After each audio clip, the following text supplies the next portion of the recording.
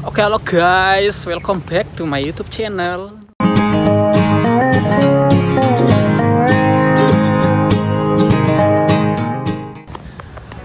Oke, halo guys.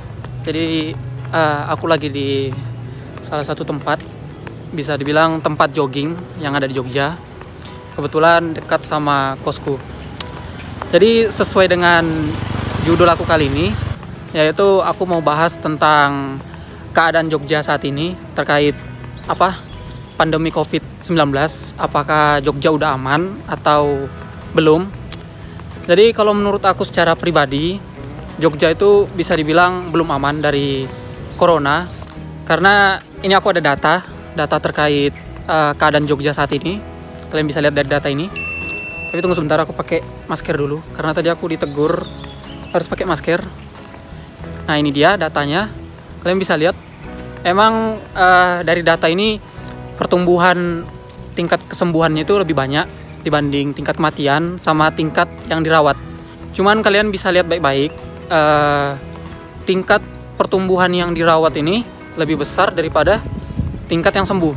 Jumlah yang perharinya yang muncul, yang bisa dibilang yang mungkin terkena COVID itu lebih besar dibanding tingkat yang sembuh.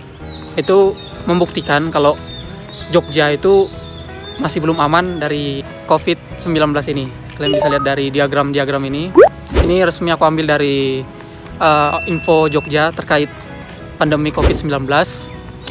Jadi mungkin kalian kalau berkunjung ke Jogja, atau mungkin ada kerabat kalian yang di Jogja, mungkin kalian pikir kalau Jogja itu udah aman dari corona karena udah ramai gitu, udah banyak mobil, motor, sama banyak orang nongkrong. Itu sebenarnya mereka itu lebih ke gimana ya, antara cuek atau kayak pura-pura nggak tahu gitu. Soalnya semenjak adanya aturan new normal itu, jadi banyak yang ngumpul, terus banyak orang yang nggak pakai masker gitu. Nah, itu dia yang buat pertumbuhan COVID-nya itu cukup tinggi. Ya karena itu dia, banyak orang yang nongkrong dan nggak pakai masker. Tapi nggak sedikit juga orang yang pakai masker. Contohnya tadi aku ditegur sama bapak security karena aku nggak pakai masker.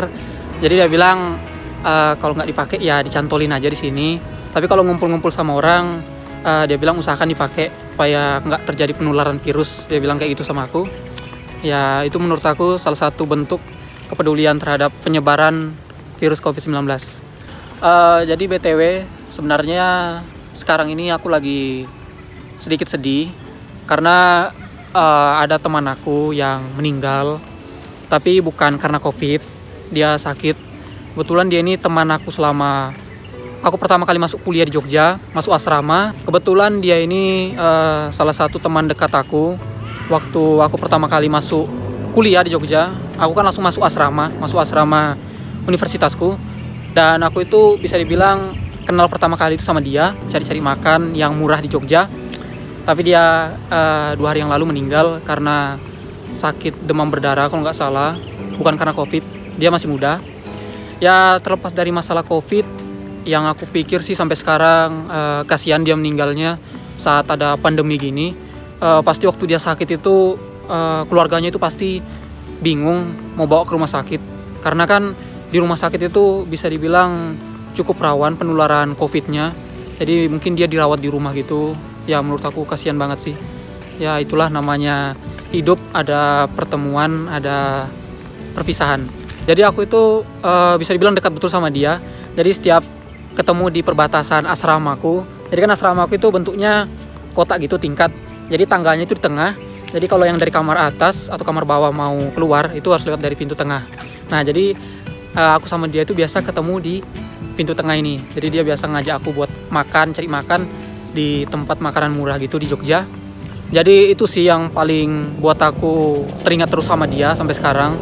Tapi itu dia, namanya ada pertemuan pasti ada namanya perpisahan. Ya kita pasti nanti akan kesana juga.